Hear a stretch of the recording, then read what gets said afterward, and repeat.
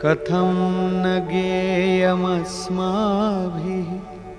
पापादस्मान्निवर्तितुं कुलक्षयकृतं दोषं प्रपश्यद्भिर्जनार्दन।